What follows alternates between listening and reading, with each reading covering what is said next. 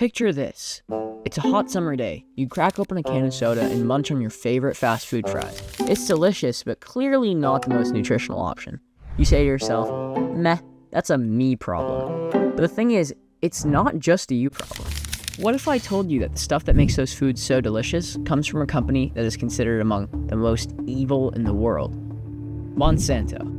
Monsanto is an agricultural company that sells seeds like soy, corn, canola, vegetables. Seems pretty normal, right? Wrong. The seeds it sells are immune to Roundup, a herbicide that kills everything, except for the seeds, of course. They're immune. Seems pretty innocent, right? Wrong again, but more on that later. Let's go back to the beginning. For a long time, Monsanto was just another big industrial company.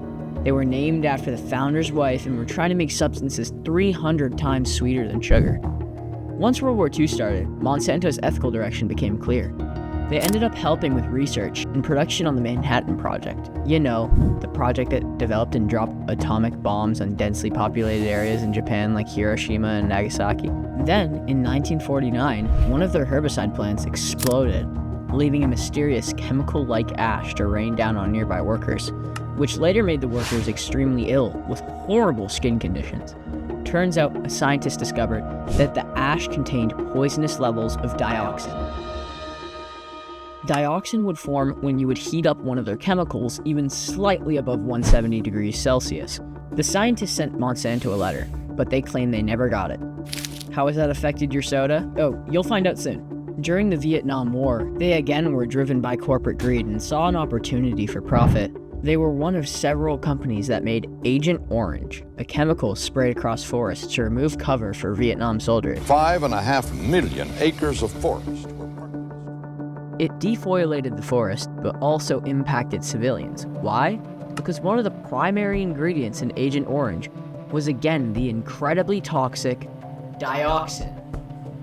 It caused birth defects and cancer, and Monsanto still believed it had done nothing wrong. In 1974, Monsanto started selling this absolutely revolutionary product to the public, one that could kill weeds efficiently and effectively. Nothing kills weeds as fast as Roundup.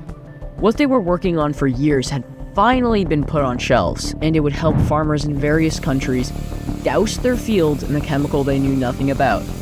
Not too great, huh? The problem was, Roundup killed everything, including the plants. So, Monsanto decided to modify a seed by going into the cell's structure and modifying the ASPS to block glyphosate from disrupting the plant's natural. In short, it was immune to Roundup. Was this safe? I don't know. You might have heard the term GMOs. Yeah, this is that. The seeds were so successful, so cheap, and so efficient that they patented their invention and made farmers sign contracts to prevent them from using the seeds they would get from the plants, so they would keep on having to come back to Monsanto and purchase more seeds.